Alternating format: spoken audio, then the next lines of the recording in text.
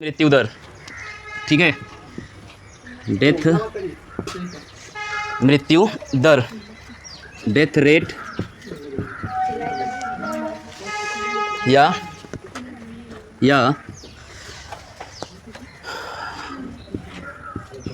Mortality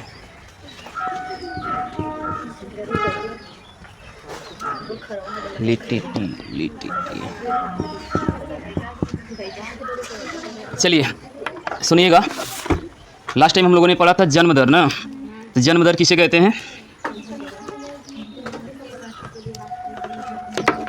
बताइए। जन्म दर किसी समष्टि में जीवों के, हाँ किसी समष्टि में जीवों में नए जीवों के उत्पन्न होने की दर को ही क्या बोलते हैं, जन्म दर। आज हम लोग पढ़ेंगे मृत्यु दर। इसमें क्या होगा,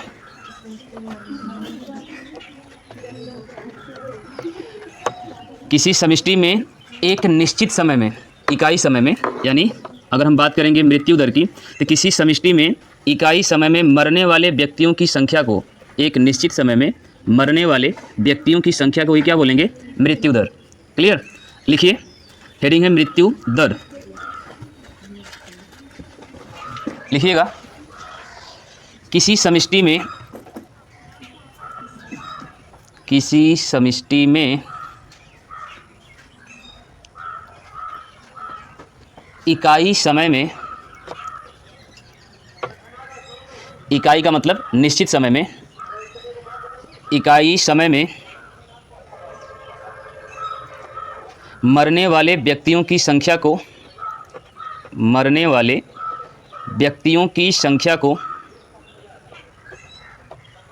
किसी समष्टि में इकाई समय में मरने वाले व्यक्तियों की संख्या को मृत्यु दर कहते हैं।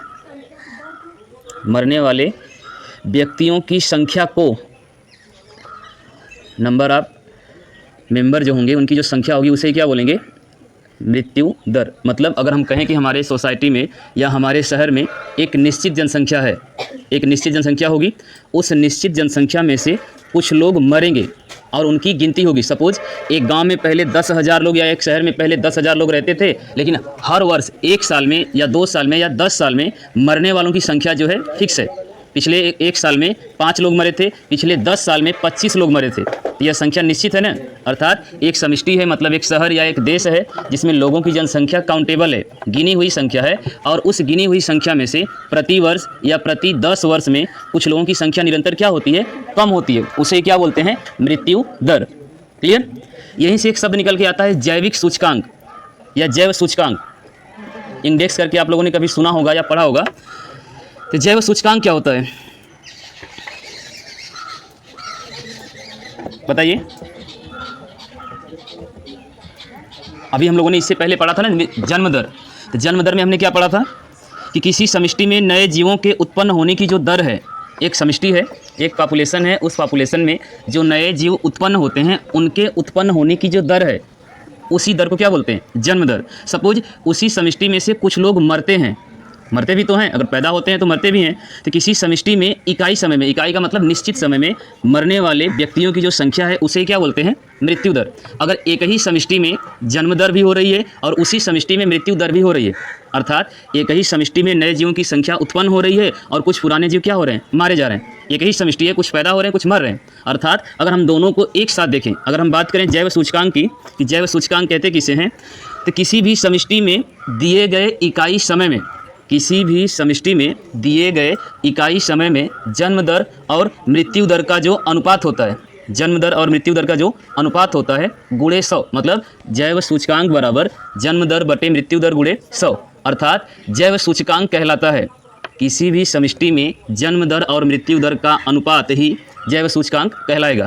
क्लियर, लिखिए, हेडिंग बना लीजिए, जैव सूचकांक, जैव सूचकांक लिखिएगा। किसी भी समष्टि में दिए गए इकाई समय में, किसी भी समष्टि में दिए गए इकाई समय में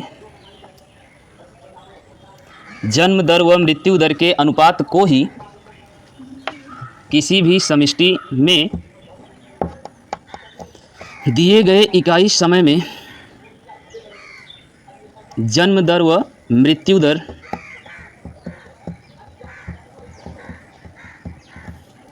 के अनुपात को जन्म दर व मृत्यु दर के अनुपात को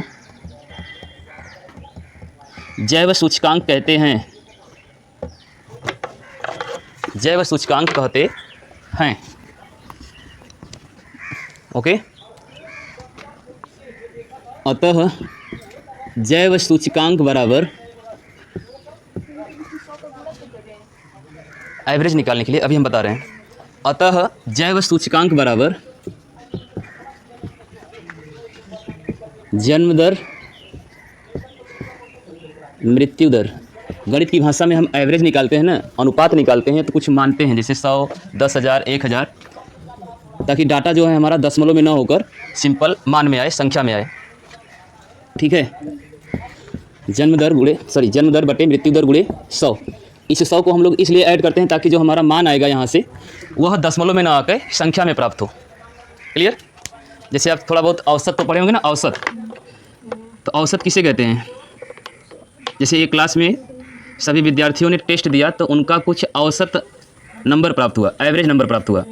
लेकिन पार्टिकुलर पर्सन का, किसी का 10 नंबर है, किसी का 15 है, किसी का 20 है, किसी का 25 है, लेकिन अगर हम सबको एवरेज नंबर दें तो लगभग सबको 10-10 नंबर प्राप्त हुआ। कितना नंबर? 10-10। लेकिन उसी 10 नंबर में 20 वाला भी है, उसी 10 नंबर में 5 वाला भी है। आपकी क्लास में एक व्यक्ति 5 नंबर पाता है और एक 20 नंबर पाता है, लेकिन जब हम दोनों का एवरेज निकालेंगे तो लगभग कितना आएगा? 12.5 आएगा, 12.5 आएगा। इसमें नीचे वाले का मतलब जिसका 5 नंबर था उसका बढ़ गया और जिसका ज़्यादा था उसका क्या हो गया? कम हो गया। अर्थात सबको एवरेज नंबर देंगे कि नहीं देंगे? क्लियर? तो औसत कहने का मतलब वही है, व्यक्तियों की संख्या बटे संख्याओं का योग बटे संख्याओं की संख्या, मतलब राशियों का योग बटे राशियों की संख्या। आपकी क्लास में अगर 10 लोग हैं, 10 लोगों ने टेस्ट दिया, अगर मान लेते हैं कि हर सब्जेक्ट का टेस्ट 50 नंबर का है या 100 नंबर का है, काउंटेबल है, मतलब सभी की संख्या 10 है। हमारी क्लास में 10 लोग हैं, उस 10 में से सभी ने 100 नंबर का टेस्ट दिया। उसमें किसी को 30 नंबर मिला, किसी को 20 मिला, किसी को 50, किसी को 80, किसी को 90, सबको ऐसे नंबर मिला। अगर हम कहें कि पूरे एवरेज यानी एक विषय में लगभग औसतन सबको कितना नंबर मिला, अब जिसका 70 नंबर है और जिसका 30 नंबर है उसका भी तो एवरेज निकालेंगे, तो हम कहेंगे कि लगभग 50% सबको आया। क्लियर? चलिए आगे करिएगा, पैराग्राफ चेंज लिखिएगा या सुन लीजिए। अगर हम लोग बात करें मृत्यु दर की, तो यहाँ पर एक छोटा सा टॉपिक आ गया, जैविक सूचकांक या जैव सूचकांक का तो हो गया। जैव सूचकांक कहने का मतलब किसी भी समष्टि में जन्म दर और मृत्यु दर का जो अनुपात होगा, किसी भी समष्टि में जन्म दर और मृत्यु दर का जो अनुपात होगा उसे क्या बोलेंगे? जैव सूचकांक। क्लियर? चलिए आगे अगर हम बात करें तो कह रहा है कि मानव जनसंख्या के लिए मृत्यु दर प्रति 1000 व्यक्तियों पर मरने वाले व्यक्तियों की एक वर्ष की औसत संख्या। ध्यान दीजिएगा, कह रहा है कि मानव जनसंख्या के लिए मृत्यु दर, अगर हम पूरे जनसंख्या में मृत्यु दर का अनुपात या मृत्यु दर ज्ञात करेंगे तो कैसे ज्ञात करेंगे? तो सबसे पहले हमें एक मानक बनाना होगा कि जो जनसंख्या है वह कम से कम 1000 से कम नहीं होनी चाहिए। यानी 1000 व्यक्तियों में से कितने लोग मर रहे हैं और कितने लोग पैदा हो रहे हैं, उनकी संख्या को हमें क्या करना है? बताना है। क्लियर? चलिए आगे देखिएगा, इसमें कह रहा है कि मानव जनसंख्या के लिए मृत्यु दर प्रति 1000 व्यक्तियों पर मरने वाले व्यक्तियों की एक वर्ष की औसत संख्या। लास्ट में कह रहा है औसत संख्या। तो औसत का मतलब जो जनसंख्या है उस जनसंख्या में, जैसे अगर मानव की बात करें तो उसमें बच्चे भी आएंगे, बूढ़े भी आएंगे और एडल्ट भी आएंगे, सब आएंगे और सबकी एक निश्चित संख्या होगी। जब भी जनगणना की जाती है तो उस जनगणना में जिनकी उम्र 5 साल से कम होती है, अर्थात 6 साल से कम होती है, उनको काउंट नहीं किया जाता है। जैसे अगर हम आपकी बात करें कि हमारे देश में लास्ट टाइम जनगणना कब हुई थी? 2011 में। 2011 में आपकी उम्र कितनी थी? कितने साल? वही 5 साल, 6 साल, 7 साल, 10 साल। लेकिन जब जनसंख्या काउंट की जाती है ना, तो मैक्सिमम 10 साल से नीचे वाले बच्चों को गिना नहीं जाता है। मतलब जब लास्ट टाइम जनगणना हुई थी तो आप उसमें नहीं थे, और अभी भी आप भारत के नागरिक नहीं हैं। जनगणना के अनुसार आपकी गिनती ही नहीं है कि आप हो यहाँ पे। हर 10 साल में एक बार जनगणना होती है। क्यों?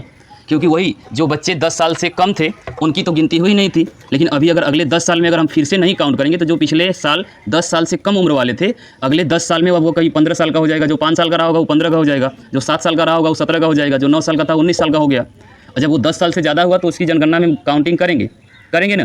तो जब भी जनसंख्या को गिना जाता है तो उसमें 10 साल से छोटे या 5 साल से जो बच्चे की कम उम्र के बच्चे होते हैं उनको नहीं गिना जाता है। खास करके 5 साल से जो छोटे होते हैं उनको काउंट नहीं किया जाता है। बता सकते हैं कि सबसे ज़्यादा मृत्यु दर किसकी होती है, बच्चों की, बूढ़ों की या एडल्ट की? या भारत में हम कहें सबसे ज़्यादा मृत्यु दर किसकी है? क्यों बच्चों की क्यों है मृत्यु दर, बच्चों की ज़्यादा क्यों है बताइए? हाँ, सबसे पहली बात कि साक्षरता दर हमारे यहाँ कम है, बाकी देशों की अपेक्षा हमारे यहाँ साक्षर व्यक्तियों की संख्या कम है। कभी कभी पढ़े लिखे व्यक्ति या पर्सन या महिला भी अनपढ़ों जैसी हरकत करते हैं। मान लेते हैं कि फलानवा का भूत हमके लगत है। अरे भूत ना लगत है, उसकी तबीयत खराब है, इलाज कराइए सही हो जाएगा। तो पढ़े लिखे लोग ज़्यादा अंधविश्वास पर विश्वास करते हैं। परीक्षा से पहले 2 किलो लड्डू चढ़ा देंगे, भगवान अगर 90% आ गया तो 5 किलो बर्फ़ी चढ़ा देंगे, 1 देसी मुर्गा चढ़ा देंगे। पढ़े लिखे होने के बाद भी ऐसा हो जाता है, होता है कि नहीं? चलिए कोई नहीं। इसमें कह रहा है कि मृत्यु दर भी 2 प्रकार की होती है। लिखिएगा पैराग्राफ चेंज करके, मृत्यु दर 2 प्रकार की होती है। मृत्यु दर 2 प्रकार की होती है। नंबर 1, पहली हेडिंग बनेगा न्यूनतम मृत्यु दर। न्यूनतम मृत्यु दर। अब न्यूनतम मृत्यु दर क्या होता है?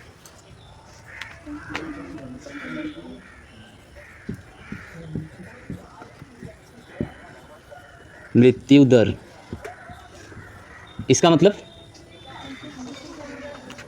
बताइए? न्यूनतम मृत्यु दर बताओ भाई।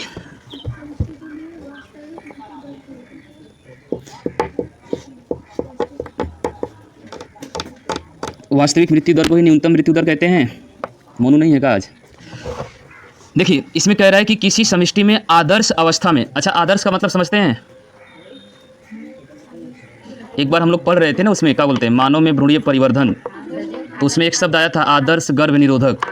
तो आदर्श का मतलब हमने बताया था, हाँ, जो नियमों का पालन करे, जिस कार्य के लिए होता है उस कार्य के लिए वो खरा उतरे, उसमें किसी भी प्रकार की त्रुटि ना हो, उसका कोई साइड इफेक्ट ना हो, वगैरह वगैरह।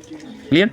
यहाँ पर कह रहा है कि किसी समष्टि में आदर्श अवस्थाओं में, आदर्श का मतलब कोई भी बाहरी एटमॉस्फेयर या आघात के कारण आपकी समष्टि में कोई प्रभाव न पड़े। सब लोग एक निश्चित स्टेज पर जब उनकी उम्र हो जाती है तभी मरते हैं। जैसे पहले बच्चा पैदा होगा, फिर शिशु होगा, फिर बालक होगा, किशोर होगा, एडल्ट होगा, बूढ़ा होगा, फिर मर जाएगा। ये एक चरण होता है या एक क्रम होता है। अगर कोई समष्टि का सदस्य अगर बीच में ही मर जाता है, शैशवावस्था में ही मारा गया, बाल्यावस्था में ही मारा गया, किशोरावस्था में ही मर गया, या एडल्ट होने के बाद मतलब समय से पहले मर गया, उसे हम लोग कहते हैं ना कि अकाल मृत्यु हो गई। तो अकाल मृत्यु न हो, जब उसकी उम्र पूरी हो जाए, 80, 85 या 90 वर्ष का हो जाए, उसके बाद अगर वो मरता है तो लोग कहते हैं कि सही है, मतलब इसकी मृत्यु होनी चाहिए थी, कहें कि उम्र हो चुकी थी। तो आदर्श अवस्थाओं के कार्यकी के कारण होने वाली मृत्यु मतलब कोई भी समष्टि में या किसी भी समष्टि में उपस्थित जीव जब अपनी उम्र या समय सीमा को पार कर लेता है उसके बाद मरता है, तो उस मृत्यु दर को, अर्थात पूरी उम्र कंप्लीट करने के बाद, पूरा जीवन जीने के बाद अगर कोई मरता है तो उस प्रक्रिया को या उस मृत्यु दर को ही क्या बोलेंगे? न्यूनतम मृत्यु दर। हाँ, वास्तविक में तो ये भी आ जाएगा ना, आपातकाल मतलब क्या बोलते हैं, क्या कहते हैं जी? अकाल मृत्यु।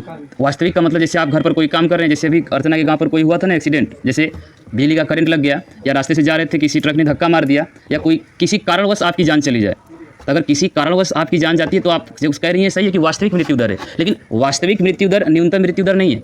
न्यूनतम मृत्यु दर वह मृत्यु दर होती है जिसमें कोई समष्टि का सदस्य अपनी समय सीमा को पार कर लेता है, अपना जीवन जी चुका रहता है, उसके बाद अगर वह मरता है तो उसे क्या बोलते हैं? न्यूनतम मृत्यु दर।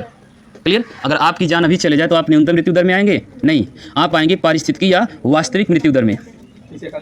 हाँ, अगर तुम अभी मरोगे तो क्या बोलेंगे? और क्या? तब तो गांव में जो है कि फलाने का बिटवा तो निकल लिया, खा पी के गया था कोचिंग पढ़ने, उधर से गायब हो गया।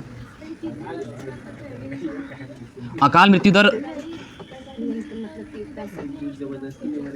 न्यूनतम मृत्यु दर जैसे हमारा लगभग मानव का जीवन काल कितना है? 60 वर्ष। अगर 60 वर्ष के बाद अगर हम मरेंगे तो हम अकाल मृत्यु में नहीं आएंगे, तब हमारा टिकट कट चुका था, वो बस जाना था, ये कन्फर्म हो चुका था, डेट डिसाइड नहीं थी। क्लियर? वही जो जीवन काल है, किसी भी जीव का जो जीवन काल है, अगर उसको क्रॉस कर लेता है उसके बाद उसकी मृत्यु होती है तो उसे क्या बोलेंगे? न्यूनतम मृत्यु दर। न्यूनतम का मतलब यहाँ पर कम से, अगर जैसे कोई भी जीवन काल अपना व्यतीत करेगा तो जाहिर सी बात है कि अगर आप नोटिस करिए कि आपके गांव में कितने बुजुर्ग व्यक्ति हैं, तो गिन चुन के 2-4 होंगे पूरे गांव में हैं। हम अपने गांव में काउंट करें ना तो कैट होंगे, बुढ़वा तो एको ना है, बुढ़िया 4-5 बची हैं। ऐसा होगा, आप भी नोटिस करिए, अगर पूरे गांव में मान लेते हैं कि 50 घर है, तो 50 घर में से अगर 5 बूढ़ा बूढ़ा मिल जाए तो उतने बहुत है, जिनकी उम्र लगभग 70 प्लस हो। 50 घर में अगर 5 मिल जाए ना तो भी मुश्किल है, जिनकी उम्र 70 प्लस है। तो हर गांव अपवाद है। ऐसे हो सकता है भाई सब लोग फिट रहे होंगे, तो हो सकता है। चलिए लिख लीजिएगा इसको। इसे विशिष्ट मृत्यु दर भी कहते हैं। इसे विशिष्ट मृत्यु दर भी कहते हैं।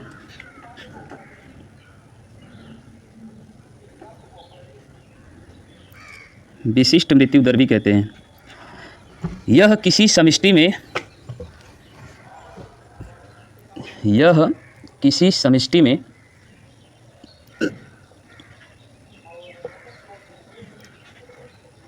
किसी समष्टि में आदर्श अवस्थाओं में कार्यकी के कारण, यह किसी समष्टि में आदर्श अवस्थाओं में कार्यकी के कारण। अच्छा, ये जो गाय खड़ी है इसको एक बार देखो और हमको ये बताओ कि इसमें कौन सा क्रॉस हुआ है। मतलब यह सहप्रभाविता का लक्षण दिखा रही है, या और क्या था सहप्रभाविता के अलावा?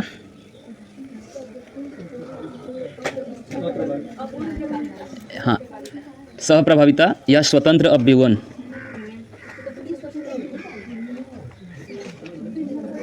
इस काऊ में जो लक्षण हमें दिख रहा है इसे हम क्या बोलेंगे? स्वतंत्र अभ्युगन या सहप्रभाविता या अपूर्ण प्रभाविता। अपूर्ण प्रभाविता में क्या होता है?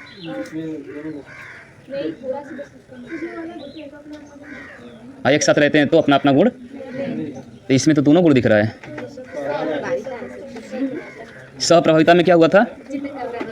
हाँ, वही एक ठो काली गाय और एक ठो सफ़ेद गाय और एक ठो भूरी गाय थी और उनका क्रॉस करा गया था। चितकबरा का पूरा चितकबरा है, कहाँ है? अच्छा, पूरा है, सही है, सहप्रभाविता है। क्लियर? चलिए क्या लिखे हैं? यह किसी समष्टि में आदर्श अवस्थाओं में कार्यकी के कारण होने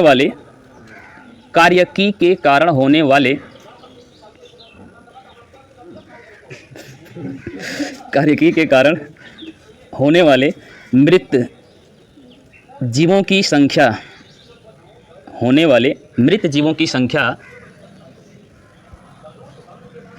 न्यूनतम मृत्यु दर कहलाती है। न्यूनतम मृत्यु दर कहलाती है। ओके, अगर कोई आपसे पूछे कि न्यूनतम मृत्यु दर किसे कहते हैं, तो आसान शब्दों में कोई भी समष्टि में उपस्थित जो सदस्य होता है, अगर वह अपना जीवन काल पूर्णतः कंप्लीट कर चुका होता है, उसके बाद उसकी मृत्यु होती है, तो उसे क्या बोलते हैं? न्यूनतम मृत्यु दर। क्लियर? अगली हेडिंग, पारिस्थितिक या वास्तविक मृत्यु दर। पारिस्थितिक या वास्तविक मृत्यु दर, ये लिखे हैं।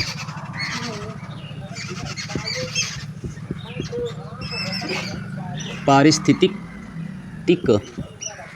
या वास्तविक, पारिस्थितिक सही लिखे हैं, वास्तविक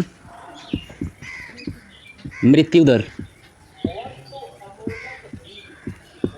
अब यह तो समझ में आता ही होगा, वास्तविक मृत्यु दर मतलब किसी भी समष्टि में उपस्थित जो भी सदस्य या व्यष्टि हैं, उन व्यष्टियों की जो वास्तविक मृत्यु दर है उसे क्या बोलेंगे? पारिस्थितिक या वास्तविक मृत्यु दर। सपोज आपकी समष्टि में, मतलब जहाँ पर आप रहते हैं, आपके पॉपुलेशन में किसी कारणवश या बाहरी एटमॉस्फेयर के कारण किसी की जान चली जाती है, तो उसे क्या बोलेंगे? वास्तविक मृत्यु दर। इसमें आपकी अकाल मृत्यु आ जाएगी, अचानक हुई मृत्यु इसमें काउंट कर लेंगे। लेकिन इससे पहले जो न्यूनतम मृत्यु दर थी उसमें अचानक हुई मृत्यु को हम काउंट नहीं करेंगे। क्यों? क्योंकि वह अपने जीवन काल की समय सीमा को पूरा नहीं किया। क्लियर? क्या हुआ? बात समझ में आई? इसमें लिख लीजिए।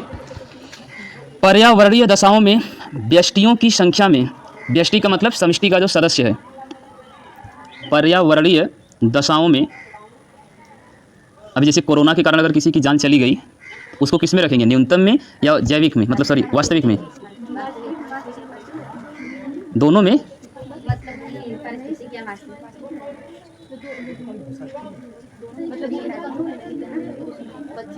हाँ, जो जीवन काल पूरा कर ली थी, अगर वो कोरोना से मरे तो उनको न्यूनतम में रखेंगे। लेकिन जिसका अभी सेंचुरी भी नहीं हुआ, क्या बोलते हैं जी, अर्धशतक भी पूरा नहीं हुआ, अगर वो भी मर गया तो उसको न्यूनतम में रखेंगे, उसे वास्तविक में रखेंगे। चलिए लिखिएगा, पर्यावरणीय दशाओं में व्यष्टियों की संख्या में, व्यष्टि का मतलब सदस्य, ब्रैकेट में चाहे तो लिख लीजिएगा सदस्य, समष्टि का जो सदस्य है, पर्यावरणीय दशाओं में व्यष्टियों की संख्या में वास्तविक हानि, वास्तविक हानि, इधर बैठ जाओ, उधर यहाँ थोड़ा जलन हो रहा है, इधर बैठ जाते थोड़ा ठंडा है। चलिए, वास्तविक हानि या कमी ही पारिस्थितिक, वास्तविक हानि या कमी ही पारिस्थितिक मृत्यु दर या वास्तविक मृत्यु दर कहलाती है।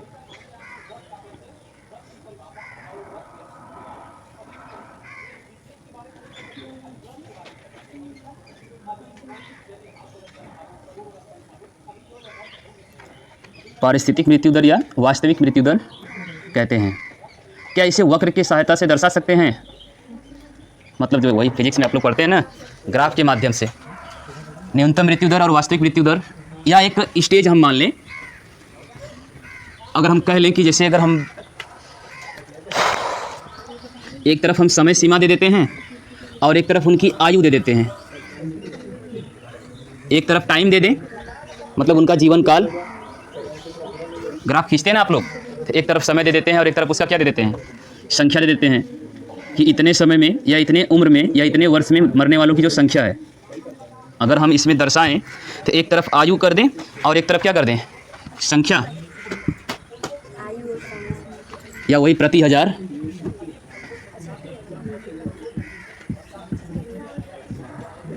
संख्या और आयु एक ही होगा,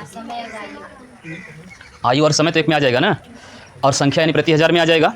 अगर हम बात करें जैसे इसमें दर्शाया है 0 है, 10 है, फिर 1000 है, नहीं 100 है, फिर 1000 है, क्लियर। और इधर आयु है, तो आयु में क्या दिया है, इसमें भी कुछ दर्शा लीजिए, 0 से 20 वर्ष, 10 वर्ष, 5 वर्ष, अरे वही 5, 10, 15 ऐसे करके बढ़ा लेते हैं, तो 5 तो बहुत कम हो जाएगा, 90 तक जाना है हमको, तो डायरेक्ट 10 से करते हैं, फिर 20, 30, ये भी कम हो जाएगा, 20, 40, 60, 80, 100, ये सही है, क्लियर। इधर उम्र है 20 वर्ष, 40 वर्ष, 60 वर्ष, 80 वर्ष और 100 वर्ष, इधर उसकी संख्या है, क्लियर। यह हालांकि आपसे बनेगा नहीं, जैसे इसमें दिया है पॉइंट कर रहे हैं, मृत्यु दर को उत्तरजीविता वक्र के द्वारा प्रदर्शित किया जा सकता है। तो उत्तरजीविता वक्र कहलाता क्या है?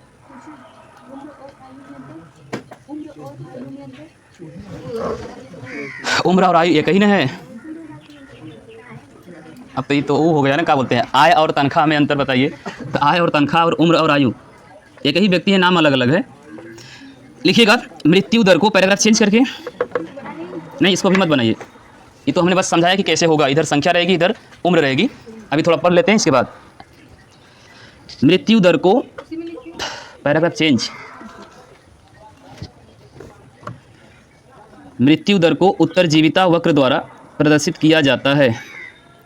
मृत्यु दर को उत्तरजीविता द्वारा प्रदर्शित किया जाता है। उत्तरजीविता वक्र द्वारा, सर्वाइवल कर्व द्वारा, उत्तरजीविता वक्र द्वारा प्रदर्शित किया जाता है।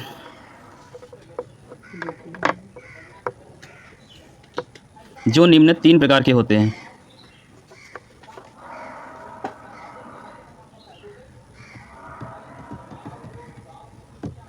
क्लियर। नंबर 1, अत्यधिक अवतल वक्र। अवतल का मतलब उभरा हुआ या धंसा हुआ? उत्तल,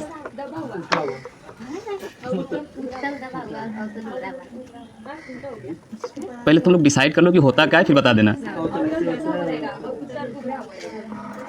खाना वाना खा के आई हो ना?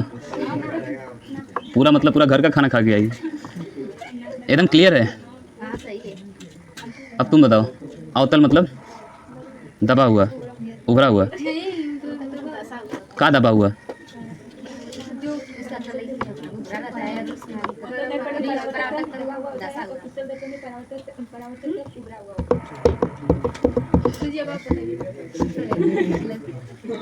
हम कहाँ बताएं, तुम लोग बता ऐसे रहो कि हम भी कंफ्यूज हो जा रहे हैं कि कहाँ बताएं। तुम लोग बताओ भाई। सर जी बनाइए, चित्र लो, बता दो। अच्छा बनाएंगे तो बता देंगे। तो हेडिंग डालिए, अत्यधिक अवतल वक्र। हेडिंग है अत्यधिक अवतल वक्र। हमारे पास यही चीज़ है, उत्तरजीविता प्रति 1000 है और आयु है। यहाँ पर लिख लेते हैं, इसी पर काम चल जाएगा। उत्तरजीविता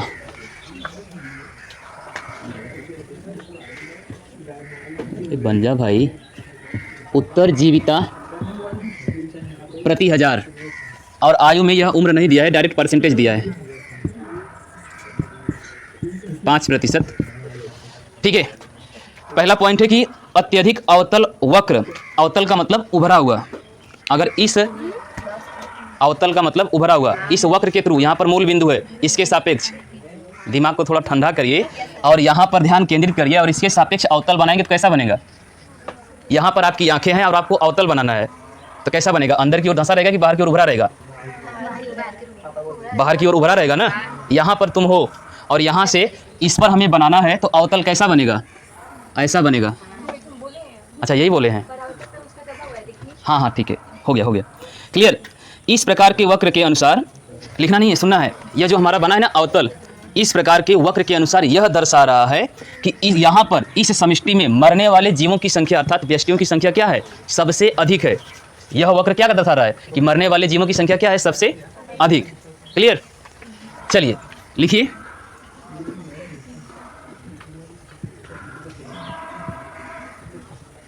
तहसीलिया में बोल रही है का भैंसिया, बगल में तहसील ही तो है ना।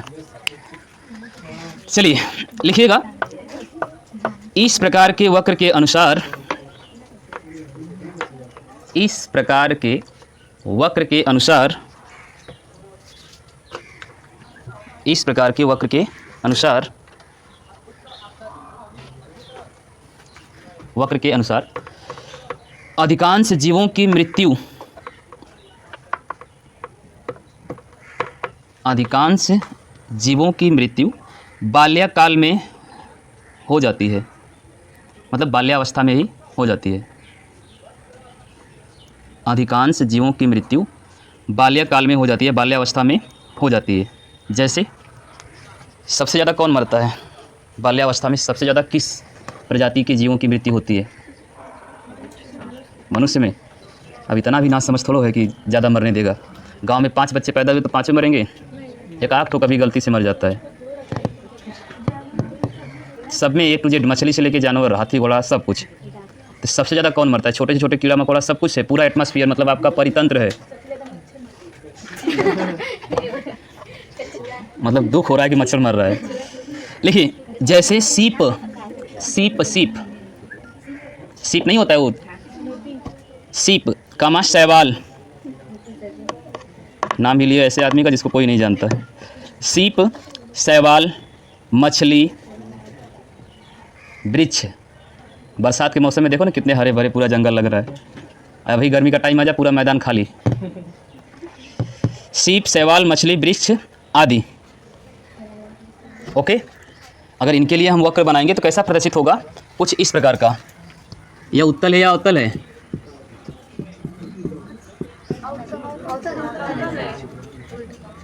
उल्टा का पुल्टा हो गया।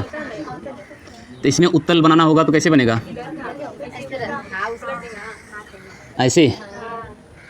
हमारी हेडिंग क्या थी,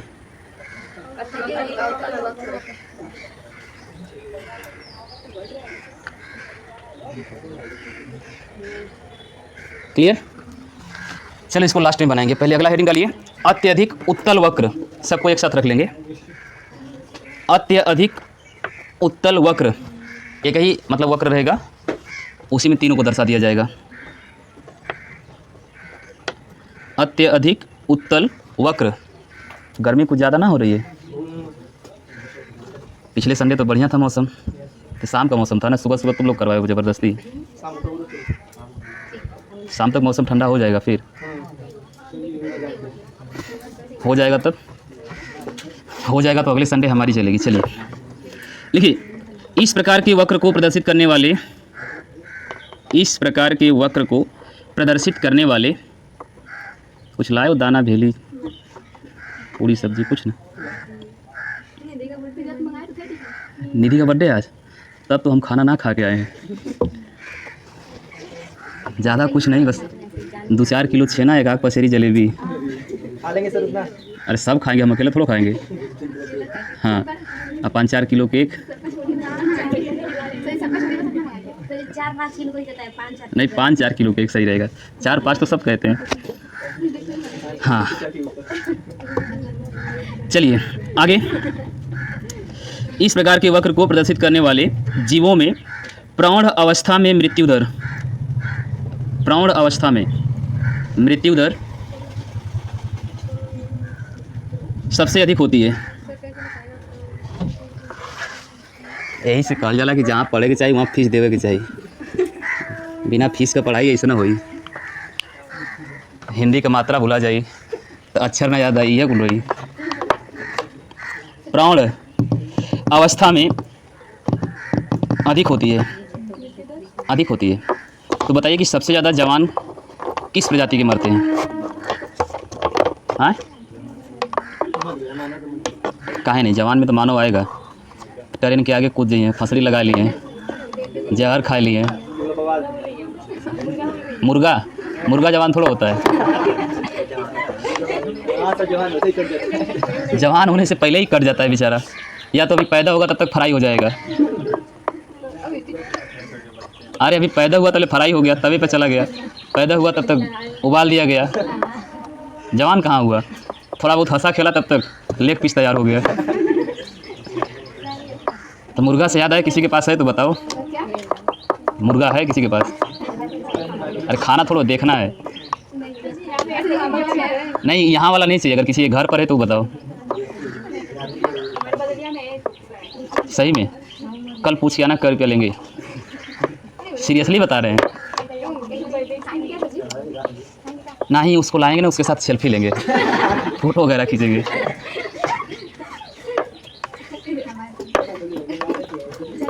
अरे गांव में होता है ना कि भैया नौकरी पा जाए तो मुर्गा चढ़ाई, भैया का जान बच जाए तो मुर्गा चढ़ाई, ट्रेन छूट गई तब वो मुर्गा चढ़ाई। अरे ट्रेन छूट गई तो उसमें कौन मुर्गा की बात है यार। किसी के पास है तो बताइए, संपर्क करें हम। सच में है तो पूछ के आना, बगल में है उनसे बोलना 1 किलो का होगा।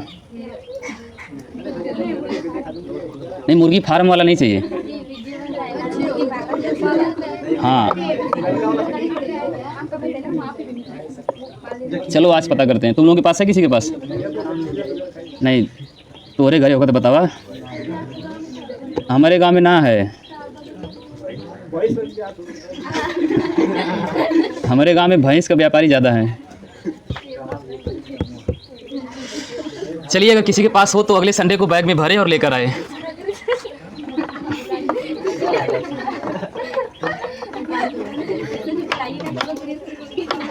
हाँ, अर्चना के गांव के साइड बकरी बहुत ज़्यादा है ना। चलिए चलिए, आ जाइए आ जाइए। हैं, चलिए भाई। हाँ, क्या लिखे थे हम लोग? मृत्यु दर सबसे अधिक है। जैसे लिख लीजिएगा, जैसे मानव, जैसे मानव कमा हिरन,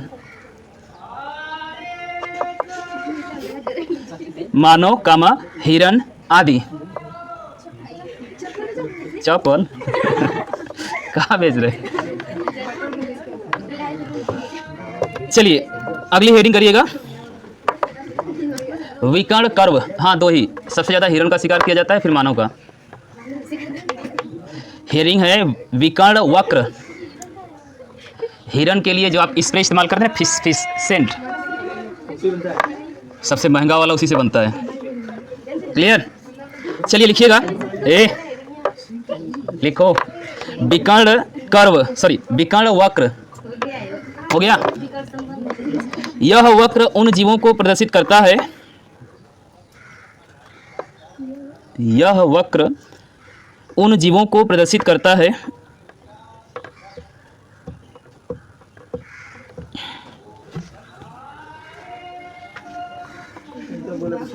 हाँ, तो उसको माइक की ज़रूरत नहीं है, एक्सपीरियंसर लग रहा है।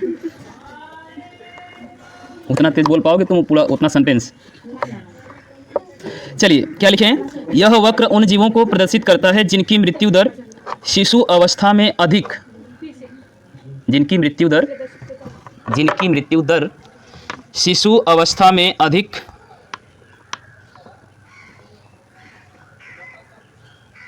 परंतु प्रौढ़ा अवस्था में लगभग स्थिर हो जाती है, प्रौढ़ा अवस्था में लगभग स्थिर हो जाती है। ओके, लगभग स्थिर हो जाती है। इसका विकर्ण कैसा बनेगा, शिशु अवस्था में तो रहता है, लेकिन इसमें कह रहा है कि लगभग स्थिर हो जाती है, मतलब स्थिर नहीं होती है लेकिन लगभग की बात कर रहा है।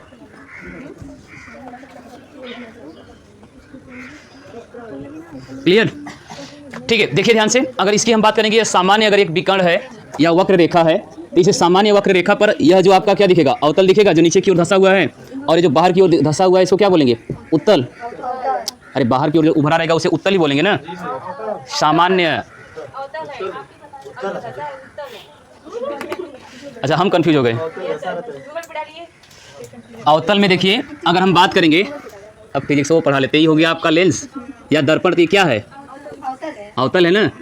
तो यह अवतल यानी अगर इसी को ऐसे घुमाएं तो यहीं पर होगा ना, गलत है। इसमें परावर्तक पृष्ठ मत देखिए, बस यह देखिए कि मान लीजिए कि यह वाला परावर्तक पृष्ठ है, अवतल होगा ना, और इसका परावर्तक पृष्ठ यह वाला है। अब क्लियर है? तब यह हो जाएगा अवतल, यह हो जाएगा आपका अवतल वक्र, और यह हो जाएगा उत्तल, और बीच वाला क्या हो जाएगा, विकर्ण। इसको बना लीजिए। नहीं समझ में आया? यह इनकी आयु को दर्शा रहा है। अगर हम बात करें यहाँ पर जो हमने नीचे लिखा है इसको हटा देते हैं, इसमें उम्र जो है यहाँ पर शैशवावस्था है या बाल्यावस्था है, मान लेते हैं कि यहाँ से यहाँ तक बाल्यावस्था है, यह बीच वाला उनका प्रौढ़ावस्था है, इधर आगे क्या है, वृद्धावस्था है। तो सबसे ज़्यादा मरने वाली संख्या किसकी थी, शैशवावस्था में सबसे ज़्यादा मरने वाली संख्या, अर्थात अवतल ही बनेगा ना, सबसे ज़्यादा मरने वाली जनसंख्या किसकी थी, तो क्या था, अत्यधिक अवतल वक्र में सबसे ज़्यादा मरने वाले लोगों की क्या थी, जनसंख्या, या सबसे ज़्यादा मरने वाले शिशुओं की संख्या किस में आ रही थी, तो अवतल वक्र में आ रही थी। शिशु सबसे अधिक किस में मर रहे थे, अवतल में, और सबसे अधिक प्रौढ़ किस में मर रहे थे, उत्तल में, और शिशु और प्रौढ़ दोनों की संख्या लगभग बराबर किस में थी, विकर्ण में। क्लियर? नहीं समझ में आया? इसमें दिखा रहा है कि सबसे ज़्यादा शिशु अवस्था में मृत्यु दर अवतल वक्र के द्वारा, सबसे ज़्यादा प्रौढ़ावस्था में मृत्यु दर उत्तल वक्र के द्वारा, शिशु और प्रौढ़ दोनों की मृत्यु दर बराबर होगी किसमें, विकर्ण में। एग्जैक्ट बराबर नहीं है लेकिन लगभग क्या है, बराबर है। कहीं उत्तल हो जा रहा है तो कहीं अवतल हो जा रहा है, कहीं उत्तल तो कहीं अवतल। क्लियर हो गया? एग्जाम्पल इसमें नहीं लिखे थे क्या, विकर्ण वाले में नहीं लिखे हैं, विकर्ण वाले में एग्जाम्पल दिया नहीं है, तो एवरेज में किसी को भी लिख लीजिए। हाँ, इसको बना लीजिए। विकर्ण में किसको लिखेंगे, कौन सा आएगा जो शिशु में भी मरता हो।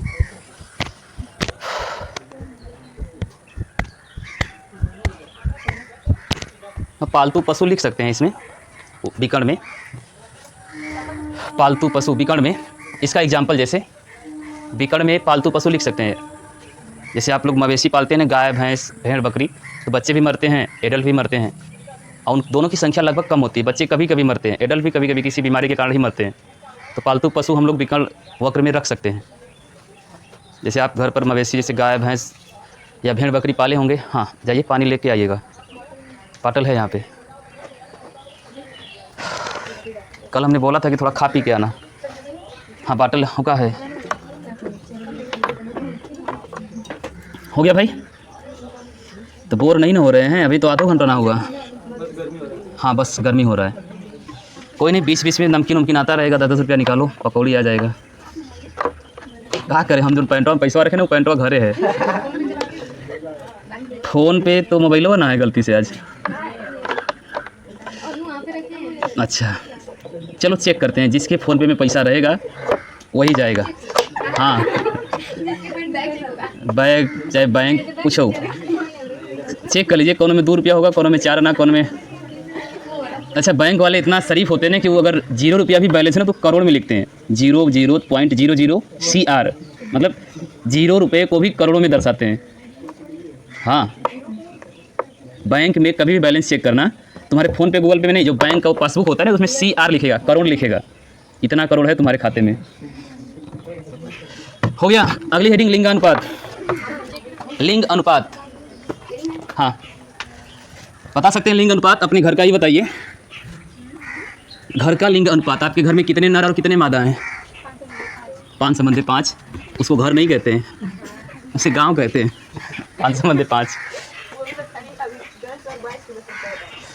ऐसे ही हमारे स्कूल में एक लड़की है, वहाँ से आती है धामूपुर से, उसका हम ऐसे ही पढ़ा रहे थे लिंग अनुपात, तो बोले कि हमारे घर 15/12 है। हमने कहा है 15/12, बोले ज्वाइंट फैमिली है, दादा की भी ज्वाइंट फैमिली है, अभी एक साथ सब लोग रहते हैं।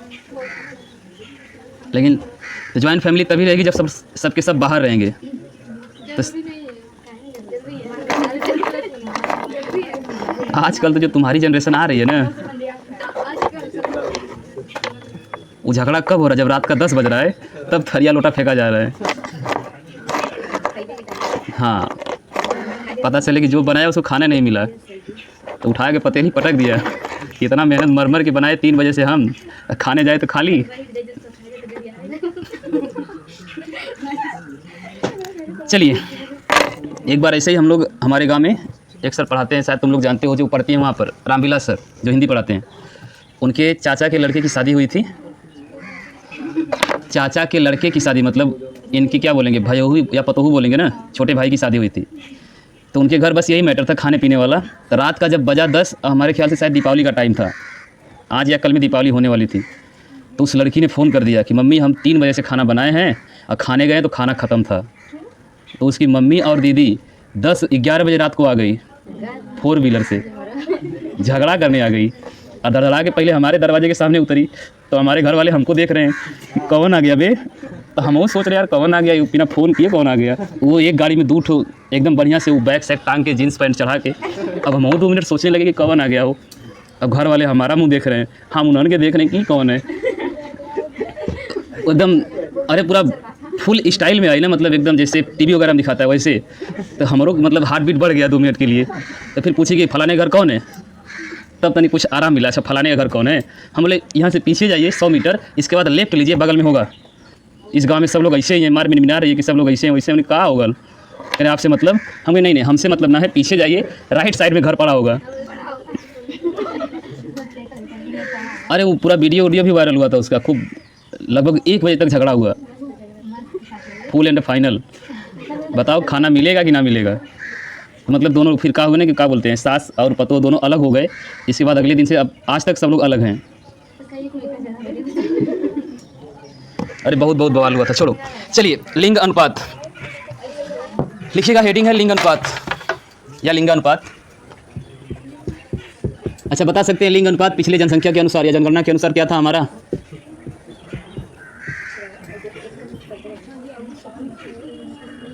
भारत का लिंगानुपात क्या है 2011 के अनुसार?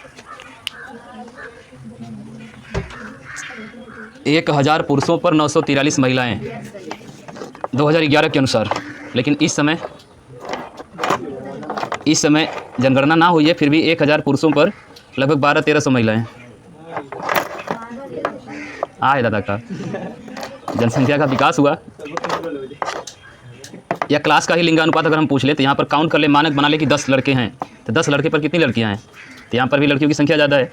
लिंग अनुपात का मतलब एक मानक होगा, उस मानक के आधार पर मेल या फीमेल की संख्या को क्या करेंगे? काउंट। आप अपने घर का कर सकते हैं, गांव का कर सकते हैं, स्कूल का, क्लास का, किसी का भी कर सकते हैं। क्लियर? चलिए लिखिएगा, किसी भी समष्टि में प्रति 1000 किसी भी समष्टि में प्रति 1000 नरों पर मादाओं की संख्या, किसी भी समष्टि में प्रति 1000 नरों पर, नर मतलब पुरुष, मेल, बैल, घोड़ा, किसी समष्टि में प्रति 1000 नरों पर मादाओं की संख्या को, नरों पर मादाओं की संख्या को लिंग अनुपात कहते हैं।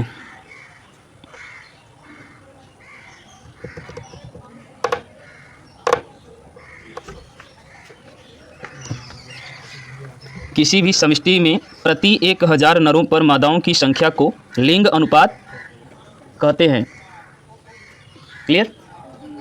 अगर क्या हो, लिखना नहीं है, सुनना है, क्या हो अगर नरों की संख्या ज़्यादा हो और महिलाओं की संख्या कम, अर्थात मादाओं की संख्या कम हो, तो उस समष्टि का जो लिंग अनुपात होगा वो धनात्मक होगा कि ऋणात्मक होगा?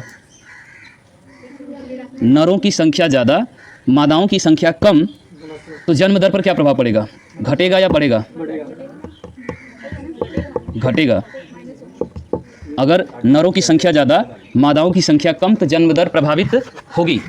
अगर मादाओं की संख्या ज़्यादा, नरों की संख्या कम, तो जन्म दर प्रभावित नहीं होगी, बढ़ेगी। क्लियर? पहले एक राजा के 10 रानियाँ थीं, लेकिन आज एक रानी के 10 राजा हैं। ये वास्तविकता है। पहले जो राजा थे, या कोई भी राजा महाराजा को उठा के देखिए जिसको आप एकदम आइडियल मानते हैं, उसकी कितनी रानियाँ थीं? लगभग 16,000, मतलब हमें मिलनी है। अरे सामान्य राजा की बात करो तो पूरा युग को ही खा गया आदमी। पूरे कृष्ण लीला या बाल लीला में सबसे ज़्यादा अगर पुरुष किसी से जलते थे तो कृष्ण थे। काहे? कि सभी मादाएं उसी की दीवानी थी, तो बाकी पुरुष क्या करें? बाकी लोग का जाए, बनवास हो जाए। चलिए लिखिएगा, पैराग्राफ चेंज। लिंग अनुपात इसलिए महत्वपूर्ण है, लिंग अनुपात इसलिए महत्वपूर्ण है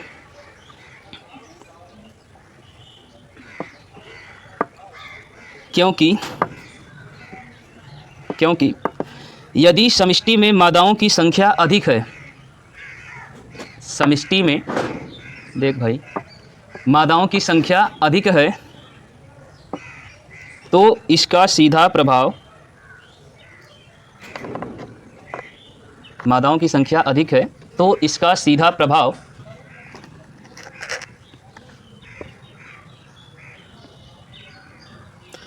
जन्म दर पर धनात्मक रूप से पड़ता है। जन्म दर पर धनात्मक रूप से पड़ता है।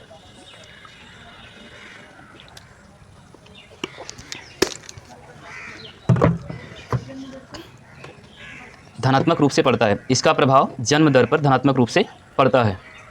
अगर कहने का मतलब कि लिंग अनुपात में अगर महिलाओं की संख्या ज़्यादा है, पुरुषों की संख्या कम है, तो भविष्य में जन्म दर क्या होगी? ज़्यादा। अगर पुरुषों की संख्या ज़्यादा है, जन्म दर और महिलाओं की संख्या कम है, तो भविष्य में जन्म दर क्या होगा? घटेगी। क्लियर? पैराग्राफ चेंज जैसे में लिख लीजिएगा। 2011 की जनगणना के अनुसार भारत का औसतन लिंग अनुपात, जैसे 2011 की जनगणना के अनुसार, जिसके काउंटिंग में आप लोग नहीं हैं,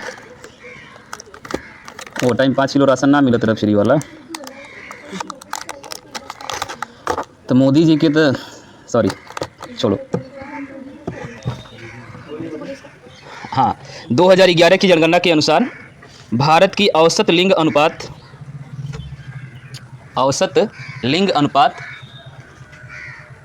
नर संबंधी मादा,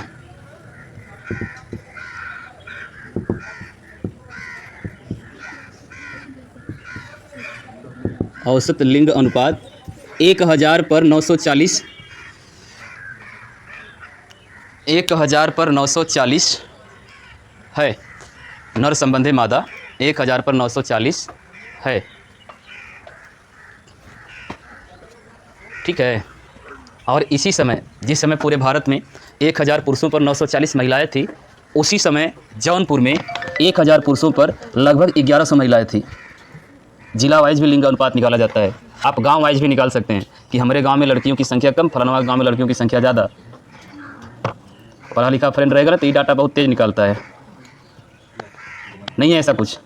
हमारे क्लास में एक तो था, वो पूरा स्कूल के अगल बगल में जितना गांव था ना, उस सबका लिंग अनुपात निकाल के बैठा था कि ये गांव में लड़कों की संख्या कितनी है और लड़कियों की संख्या कितनी है।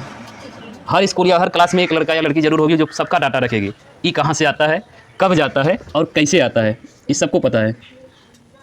मतलब एक लड़का या लड़की पूरे क्लास का गुरु है। अगर किसी के बारे में जानकारी लेनी है, उसका चरण पकड़े और वो पूरा एकदम क से लेकर ग तक पूरा डाटा देगा। जितना आप सोच नहीं सकते उससे अधिक उसके पास डाटा है। और ये हमारे टाइम पे नहीं, आपके टाइम पर भी है। हर क्लास में एक महान आत्मा है जो खाली बस वही करने आती है कि कौन कब आ रहा है, कब जा रहा है। नहीं, क्यों आ रहा है वो तो अलग बात है, कब आ रहा है और कब जा रहा है पूरा ध्यान रखेगा। क्लियर? तो बातें समझ में आ रही है कि नींद आ रही है? तो धीरे धीरे हम लोग खिसकते हुए एक पेज से दूसरे पेज की तरफ अब हम लोग पढ़ेंगे आयु संरचना। हेडिंग डालिएगा आयु संरचना। स्पीड बहुत स्लो है हम लोगों की, लेकिन बढ़िया है, कुछ ना कुछ तो हो ही जाएगा लास्ट तक। आयु संरचना। अब आयु संरचना क्या होती है? आयु संरचना मतलब किसी भी समष्टि में उपस्थित, लिखना नहीं है, सुनना है, किसी भी समष्टि में उपस्थित भिन्न भिन्न आयु के जीवों की संख्या, भिन्न भिन्न आयु के जीवों की संख्या को ही आयु संरचना कहते हैं। जैसे अगर हम एक डायग्राम के थ्रू इसको समझाने का प्रयास करें तो हम मान लेते हैं कि जो आयु संरचना है, अगर हम मानव की बात करेंगे तो इसमें कितने प्रकार से होगा? एक होगा बाल्यावस्था, बाल्यावस्था, एक होगा किशोरावस्था, एक होगा प्रौढ़ावस्था और एक होगा वृद्धावस्था। ठीक है? और इससे पहले शैशवावस्था, शैशवा ऐसे लिखेंगे कि पूरा सा रहेगा, शैशवावस्था। अब हमको ये बताइए, आप अपने आप को ही रखिए, मतलब अपने घर को, अपने परिवार को या अपने गांव को, और बताइए कि आपके गांव में या आपके शहर में इसमें से सबसे ज़्यादा संख्या किसकी है? शिशुओं की है, बालकों की है, किशोरों की है, प्रौढ़ों की है या वृद्धों की है? तो सबसे ज़्यादा संख्या किसकी है? किशोरों की। सपोज इनकी संख्या का अगर हम डायग्राम बनाएं तो कुछ इस प्रकार से बनेगा, इनकी संख्या सबसे ज़्यादा है। इसके बाद इससे कम किसकी है? किशोरों से कम किसकी है? प्रौढ़ों की। और जो लगभग किसके बराबर है? इसके बराबर है।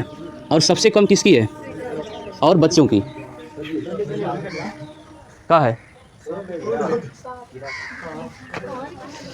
कीड़ा नहीं, धामिन है वो। चलो, वो भी पढ़ रही थी। अरे इधर नहीं आएगी, चलिए। वो आई थी कि कौन कौन क्लास में प्रेजेंट है, अटेंडेंस लगाने आई थी।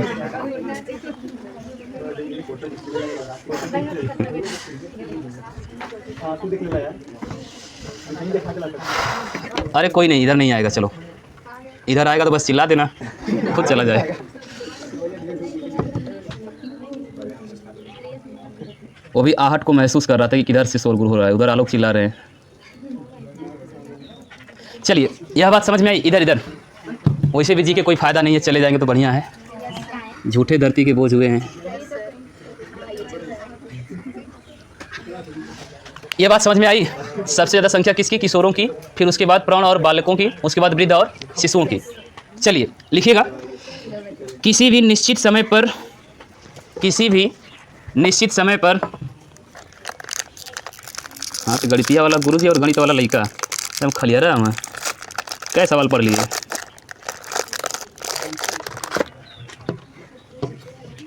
किसी भी निश्चित समय पर समष्टि में विभिन्न आयु के,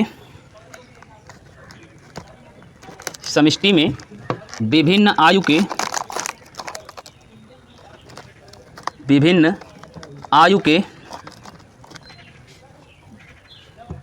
जीव उपस्थित हैं।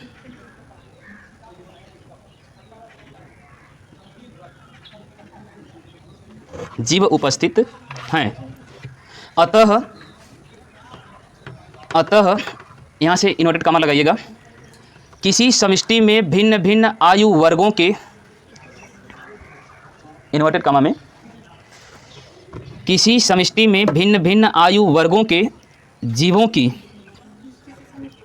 किसी समष्टि में भिन्न भिन्न आयु के वर्गों की जीवों की आपेक्षिक बहुलता, जीवों की आपेक्षिक बहुलता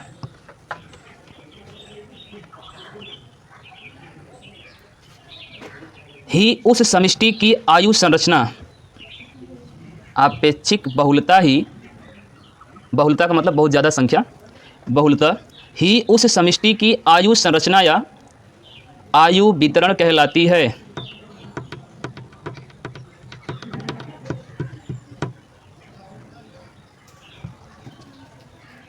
बहुलता ही आयु संरचना या आयु वितरण कहलाती है। अगर आसान शब्दों में बात करें तो आयु संरचना या आयु वितरण किसे कहेंगे? लिखिएगा, अर्थात करके लिखिएगा या दूसरे शब्दों में लिखिएगा। आयु संरचना किसी समष्टि में उपस्थित, आयु संरचना किसी समष्टि में उपस्थित, किसी समष्टि में उपस्थित है, पानी है, किसी समष्टि में उपस्थित व्यष्टियों के आयु वर्गों का, व्यष्टियों के आयु वर्गों का प्रतिशत है, आयु वर्गों का प्रतिशत है। ओके, मतलब अगर हम एक समष्टि की बात करें, एक पॉपुलेशन की बात करें, एक शहर की या एक राज्य की या एक देश की, तो उस राज्य या देश में उपस्थित जो भी जनसंख्या है, उस जनसंख्या में उपस्थित व्यष्टियाँ, व्यष्टियाँ का मतलब जो सदस्य हैं, उन सदस्यों में किसी प्रकार के सदस्यों अर्थात मेंबर की संख्या ज़्यादा होगी, जैसे कि बालकों की संख्या ज़्यादा है, प्रौढ़ों की संख्या ज़्यादा है या वृद्धों की संख्या ज़्यादा है। हम इतना बड़ा डायग्राम ना करके हम इसे एक बस 3 लाइन में ही लिखें तो सबसे ज़्यादा संख्या किसकी होगी? पूरे मानव के जीवन काल को 3 भागों में बांट दें तो एक ठो किशोरा और शैशवा को दोनों को हम मिला के बाल्यावस्था लिख दें, बाल्यावस्था। इसके बाद किशोर और प्रौढ़ को एक में लिख दें, प्रौढ़ावस्था, प्रौढ़ावस्था, और लास्ट में कर दें क्या? वृद्धावस्था। तो वृद्धावस्था में इन तीनों में से अब सबसे ज़्यादा संख्या किसकी होगी? तो प्रौढ़ावस्था की। इसकी संख्या सबसे क्या होगी? ज़्यादा होगी। इन दोनों की आपस में हो सकती है बराबर या कम अधिक भी हो सकती है। इसकी ज़्यादा हो जाए और इसकी क्या हो जाए? थोड़ी सी कम हो जाए। क्या हो जाए? थोड़ा कम हो जाए। वृद्धों की संख्या क्या होती है? कम होती है। तो यह इनके आयु वितरण है। किसी समष्टि में उपस्थित जो व्यष्टियाँ हैं, व्यष्टि का मतलब उस समष्टि में उपस्थित जनसंख्या या लोगों की संख्या। तो वह लोगों की संख्या, किसी समष्टि में उपस्थित लोगों की जो संख्या है, वहाँ पर बालकों की संख्या कम है, प्रौढ़ों की संख्या मतलब जवानों की संख्या अधिक है, और सबसे कम वृद्धों की संख्या है। बुजुर्गों की संख्या क्या है? सबसे कम है। अगर हम एक डायग्राम के थ्रू इसको समझाने का प्रयास करें तो यही प्रक्रिया या यही डायग्राम क्या कहलाएगा? आयु संरचना। क्या कहलाएगा? आयु संरचना। क्लियर? बात समझ में आई? नहीं, अभी हम लोग पिरामिड पढ़ लेंगे तब इसको बनाएंगे। कक्षा 6-7 में आप लोग पढ़े थे पिरामिड। पिरामिडीन थोड़ा पढ़ना है। पिरामिड, पिरामिडीन तो नाइट्रोजनी क्षार है। यहाँ पर आप ना बस इतिहास भूगोल की तरह सोचिए, बायोलॉजी की तरह नहीं। ये क्लास आपकी मतलब बायोलॉजी से कौन इसका और छोर कहीं है कुछ? इसको भूगोल पढ़ाने वाला भी पढ़ा सकता है या पर्यावरण पढ़ाने वाला भी पढ़ा सकता है। तो बताइए पिरामिड किसे कहते हैं? बोलिए, पिरामिड बताओ, तब तक हम बिस्कुट खा लें। अगल बगल अजूबा, बोल के बताइए कि कहते किसे हैं। अच्छा, फिल्म की बात कर रही हैं? अभी नहीं सर, अभी टाइम लगेगा। आज खाली यही चलेगा हम लोगों का।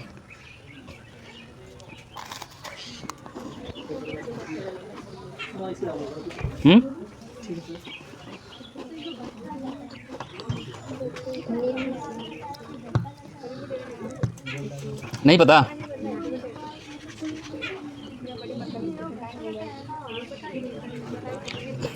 जहाँ कुछ समझ में ना आए वहाँ पर रेखा गणित या ज्यामिति घुसा दो, बात बन जाएगी।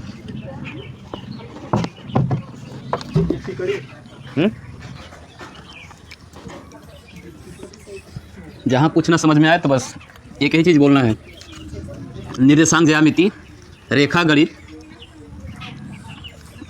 हालांकि टेढ़ा मेढ़ा बन रहा है, कुछ ऐसा ही तो है ना ये वाला। पूरा अलग कहाँ है भाई? नज़र से देखिए, नज़रिया से मत देखिए।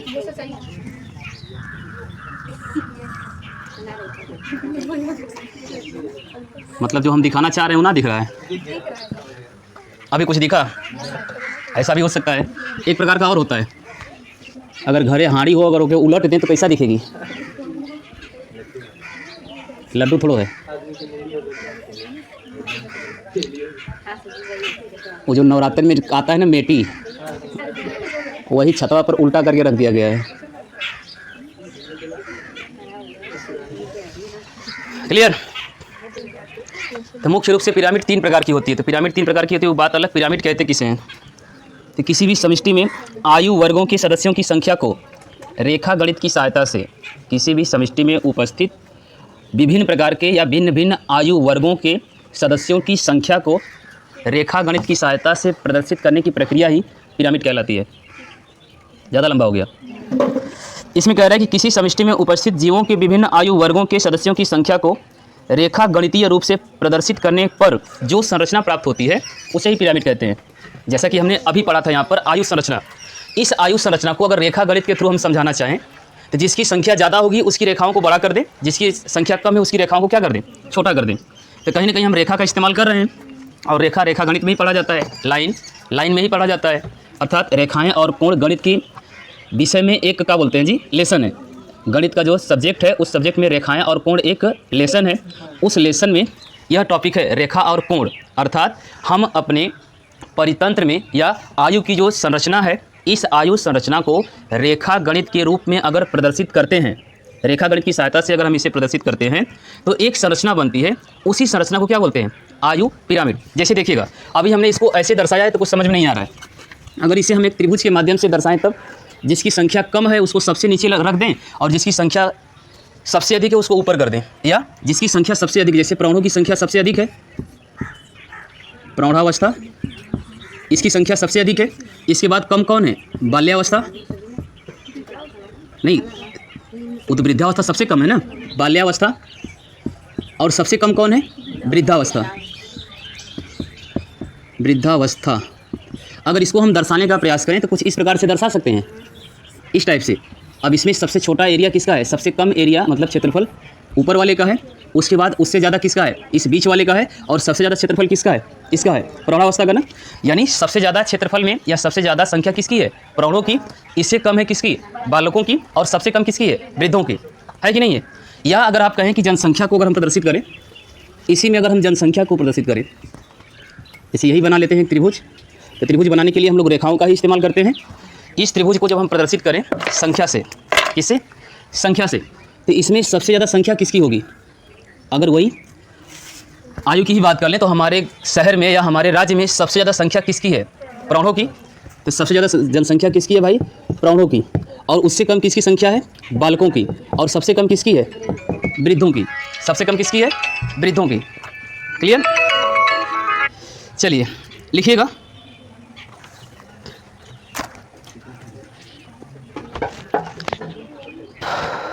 अभी क्या लिखे थे, आयु संरचना ना।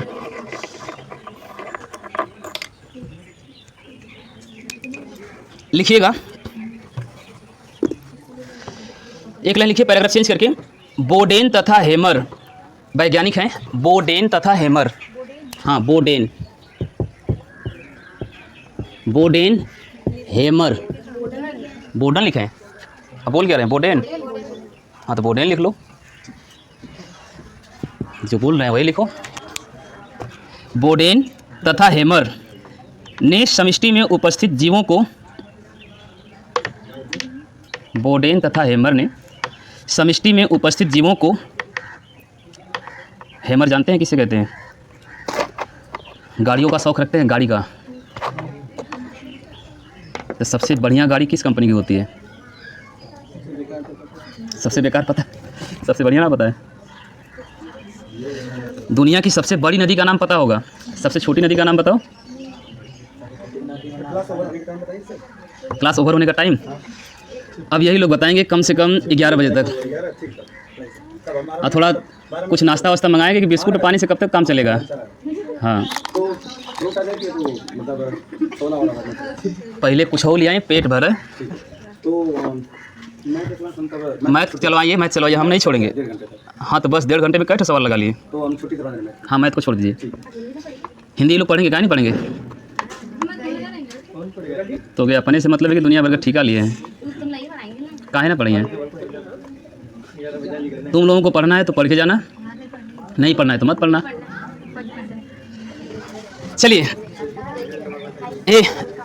हाँ यहाँ पर पॉइंट पर आते हैं, बोडेन और हेमर।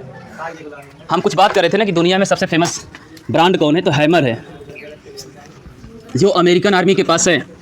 अपने यहाँ जैसे भारत में टाटा है ना सबसे पावरफुल और भरोसेमंद, उसी तरह दुनिया की सबसे विश्वसनीय कोई ब्रांड है या कंपनी है तो वह हैमर है, ठीक है। लगभग इसकी सबसे न्यूनतम प्राइस 80 लाख रुपया है इस 4 व्हीलर की, हैमर की न्यूनतम प्राइस, मतलब एकदम सबसे सस्ता वाली, एकदम घटिया क्वालिटी वाली 80 लाख रुपये। ओके, चलिए लिखिएगा। ये जो 2 वैज्ञानिक, 1 मिनट, हाँ हेलो हेलो, ठीक है, लिखिए। बोडेन तथा हैमर ने समष्टि में उपस्थित जीवों को 3 आयु वर्गों में, 3 आयु वर्गों में,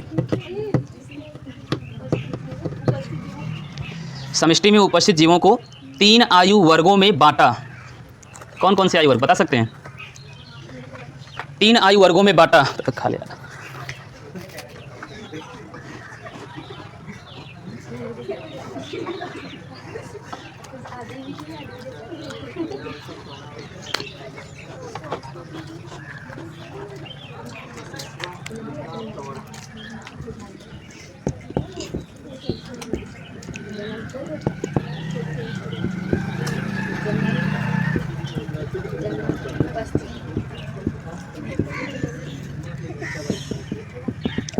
देखिए, यह जो 3 हैं, सॉरी, यह 2 लोग जो हैं, इन्होंने बताया कि किसी भी समष्टि में कोई भी पॉपुलेशन है, चाहे जीव है, जंतु हैं, पादप हैं, मछली है, कुछ भी है, जो भी है, उनमें सभी लोगों को केवल 3 भागों में बांटा।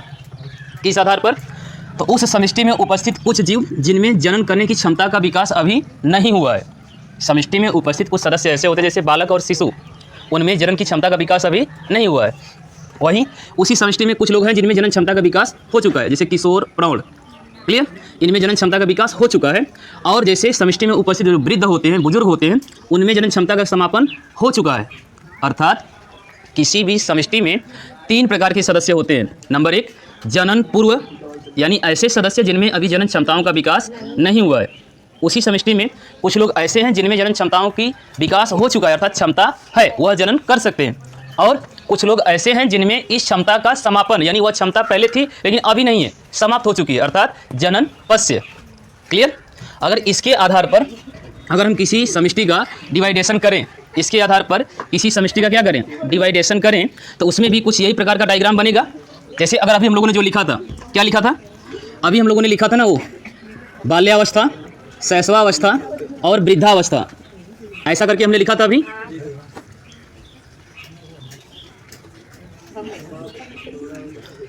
तो अब हमको ये बताइए कि जो जनन पूर्व होंगे, जिनमें अभी जनन क्षमताओं का विकास नहीं हुआ है, उसको इस कॉलम में कहाँ रखेंगे? बीच में, ऊपर या नीचे? तो जनन पूर्व वालों को कहाँ रखेंगे? ऊपर। इनमें जनन पूर्व यानी जनन का क्षमता का विकास अभी नहीं हुआ है, अभी नहीं हुआ है। अगर हम बात करें जो हमारे प्रौढ़ थे, प्रौढ़ में जनन क्षमता का विकास हो चुका है, अर्थात यह जनन कर सकते हैं, अपने जैसे संतान उत्पन्न कर सकते हैं, तो यह जनन योग्य होंगे। और जो बुजुर्ग थे हमारे समष्टि में, उनमें जनन क्षमताओं का विकास तो हुआ था, लेकिन अब वह क्या हुआ है? समाप्त हो चुका है, अर्थात यह लोग जनन कर चुके हैं, यह जनन कर चुके हैं। कौन? वृद्धावस्था में। और यह क्या था? बाल्यावस्था। और यह क्या था? प्रौढ़ावस्था। यही था ना? तो बाल्यावस्था में जनन का विकास नहीं हुआ, प्रौढ़ावस्था में जनन का विकास हो चुका है, वृद्धावस्था में जनन की क्षमता समाप्त हो चुकी है। क्लियर? लिखिए, हाँ, इसको नोट कर लीजिए, बनाना क्या है, अभी हम पढ़ेंगे इसको। लिखिएगा, 3 वर्गों में बांटा। नंबर 1, जनन पूर्व आयु, लिखो, जनन पूर्व आयु, नहीं ऐसे ही ओरल, 1 2 3, जनन पूर्व आयु। दूसरा, जनन योग्य आयु।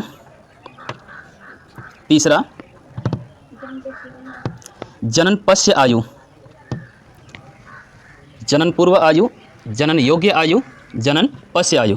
किसके अनुसार? तो बोडेन और हैमर के अनुसार। क्लियर? बोडेन और हैमर ने कहा कि किसी भी समष्टि में जीवों को 3 प्रकार से बांटा जा सकता है, जनन पूर्व, जनन योग्य और जनन पश्य। क्लियर? चलिए आगे। तो इसके आधार पर भी तो कभी कभी हमारी समष्टि की जनसंख्या घट जाती है, लिंग अनुपात बढ़ जाता है, जनसंख्या बढ़ जाती है, लिंग अनुपात घट जाता है। ऐसा कभी होता है ना? अपने गांव या शहर की या मोहल्ले की या देश की जनसंख्या तो कभी कभी बढ़ती है, लेकिन लिंग अनुपात घट जाता है। कभी कभी लिंग अनुपात बढ़ जाता है, लेकिन जनसंख्या क्या हो जाती है? घट जाती है। कोई ना कोई प्रभाव तो होता ही है ना। तुम लोग इधर आके काहे नहीं बैठ जाते हो बीच में, धूप लग रही है तो। हम कहा ना मारा फना था मत मारा। Paragraph change. दिन बैठे में दिक्कत होती है, भैया ले जाके फुल्की पानी खिएबा। कल हमारे स्कूल में अनाउंस हुआ, बाबू साहब बोले कि फ़ीस जमा करे कि माई बाबू पैसा दिए, तो थोड़ा लहजा दूसरा था, हम थोड़ा लहजा दूसरे में है। फीस देवे कि माई बाबू पैसा दिए तो लिया के फुल्की खिए हैं, ओकरे आगो बहुत कुछ कहना है। लेकिन अब भैया फीस जमा करे कहदा तो कहेंगे पैसा ना, माई बाप आए के रोज़ हाथे गोड़े गिर गई हैं। तो बोले कि अगर आज के बाद, मतलब कल के बाद शनिवार से, अगर कोई रास्ते पर दिख गया फुल्की पानी खाते हुए लड़का या लड़की, कोई भी टीचर तुरंत पकड़े और बल भर मारे वहीं पर।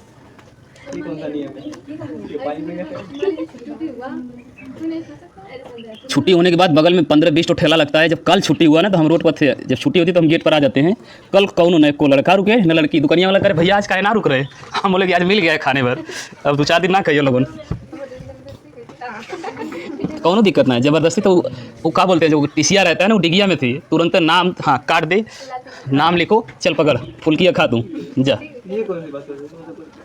मतलब बात ये है ना, जैसे फीस थोड़ा ज़्यादा है वहाँ पर, 500 रुपया महीना है, तो कुछ बच्चे या बच्चियों को पैसा घर वाले तो देते हैं, लेकिन ला के तो चाउमीन तो बर्गर तो पिज्ज़ा तो हाई तो हाउ खा पी के ख़त्म। अब पता चलेगा कि जब मम्मी या पापा आएंगे बुलाया जाएगा ज़बरदस्ती, तो हम तो लड़का या लड़किया को पैसा दिए थे, तो लड़का वाला लड़किया मुड़ी नीचे, जब नीचे तो फिर क्या फ़ायदा, तब लास्ट में हो जाके प्रिंसिपल साहब को बिना पैसे का टीसी मार्कशीट देवे के पड़ी। तो उससे अच्छा है कि शुरुआत से टाइट कर ले। ऐसा नहीं होता है तुम्हारे में तो नहीं, लेकिन इनमें बहुत होता है। कोचिंग का फीस मिलेगा तो मोबाइल का रिचार्ज हो जाएगा, अब तो 3-4 महीना का छुट्टी तब ना रिचार्ज हुई। चलिए हो गया, यह चीज़ समझ में आई, जनन पूर्व जनन योग्य जनन पश्य। चलिए आगे की बात करें तो पैराग्राफ चेंज लिखिएगा। आयु वितरण के आधार पर समष्टियाँ 3 प्रकार की होती हैं। आयु वितरण के आधार पर समष्टियाँ 3 प्रकार की होती हैं।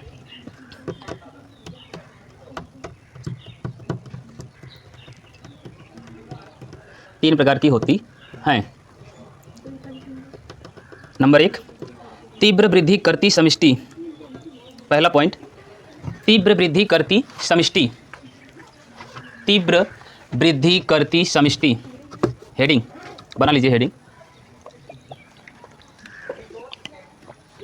तीव्र वृद्धि करती समष्टि। तो किस समष्टि की वृद्धि तीव्र से होगी? जिसकी मृत्यु दर ज़्यादा जन्म दर कम हो, या जिसकी जन्म दर ज़्यादा मृत्यु दर कम हो। किस समष्टि की वृद्धि सबसे अधिक होगी? जिसमें मृत्यु दर ज़्यादा जन्म दर कम हो, या जन्म दर ज़्यादा मृत्यु दर कम हो। जन्म दर अधिक हो मृत्यु दर कम हो तो उस समष्टि की वृद्धि क्या होगी? अधिक होगी। क्लियर? लिखिएगा, इस प्रकार की समष्टि में जन्म दर अधिक व मृत्यु दर कम होती है।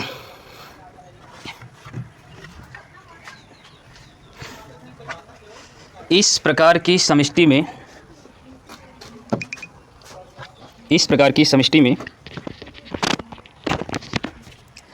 जन्म दर अधिक व मृत्यु दर कम होती है। जन्म दर अधिक व मृत्यु दर कम होती है। क्या हुआ? कोई सपना मोड़ है उसको दे दीजिए, उसके घर से फोन, फिर मोबाइल इनको पहुंचा दीजिएगा। लीजिए हो। इस समष्टि में युवाओं की संख्या अधिक होती है। इस समष्टि में युवाओं की संख्या अधिक होती है। इस समष्टि में युवाओं की संख्या अधिक होती है। Okay, clear? अगली हेडिंग, स्थिर समष्टि, युवाओं की संख्या अधिक होती है। इसमें आप लोग डायग्राम बना लीजिए। कभी कभी पूछ लेता है बढ़ती समष्टि, इसका डायग्राम बनाइएगा। वही एक तो पहाड़ बनाना है, लेकिन जब कक्षा 8 में आप बना रहे थे ना का चित्रकला, साड़ी का किनारा वही वाला, याद है कि नहीं?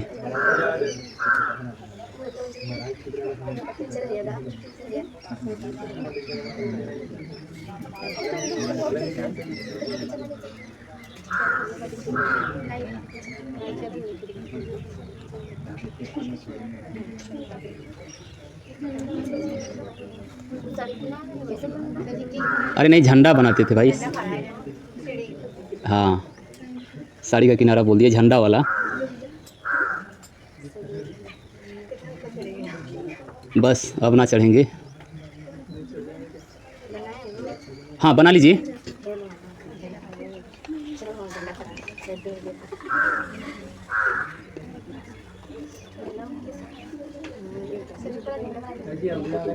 कौन बुला रहे हैं?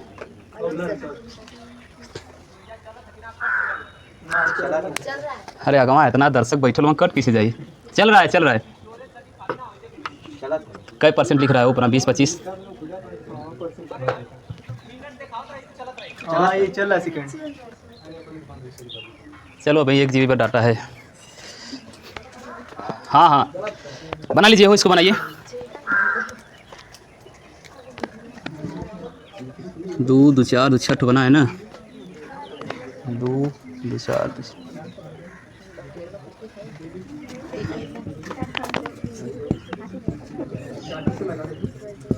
नहीं, उसमें मेमोरी की आवश्यकता है ना।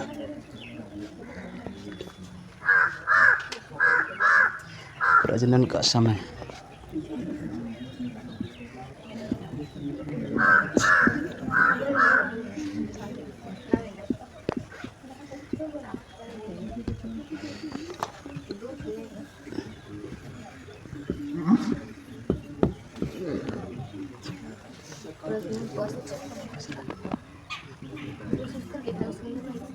नहीं, अंदर भी जैसे 3-3 बॉक्स है ना इसमें। अगर जन्म दर ज़्यादा होगी तभी ना यह संख्या, मतलब इनकी संख्या ज़्यादा होगी। हम लोगों ने डेफिनेशन में यही लिखा है ना कि युवाओं की संख्या ज़्यादा होगी।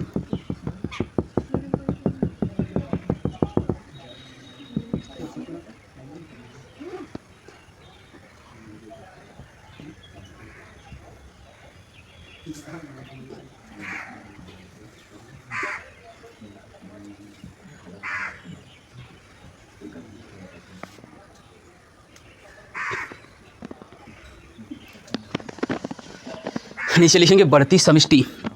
बढ़ती समष्टि।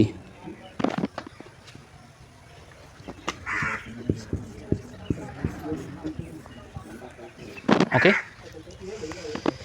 इस डायग्राम के थ्रू हम दिखा रहे हैं कि यहाँ पर हमारी समष्टि क्या हो रही है, वृद्धि कर रही है, बढ़ रही है, जिसमें बच्चों की संख्या ज़्यादा है, सॉरी पैदा होने वालों की संख्या ज़्यादा है, और प्रजनन योग्य के जो व्यष्टि हैं या सदस्य हैं इनकी भी संख्या क्या है, ज़्यादा है।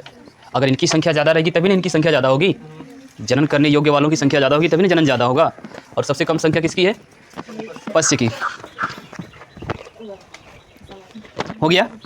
अगला करिएगा, स्थिर समष्टि बन गया। अगला है स्थिर समष्टि।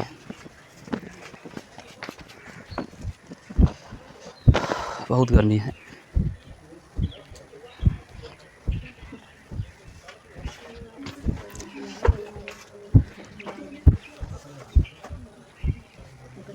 आज कोई प्रश्न नहीं पूछ रहा है, क्या बात है?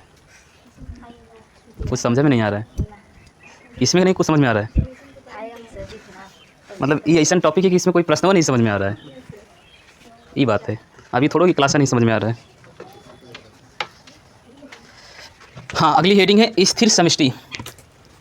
स्थिर समष्टि, इसमें क्या होगा हो स्थिर समष्टि में? मतलब जन्म दर मृत्यु दर दोनों बराबर होगा।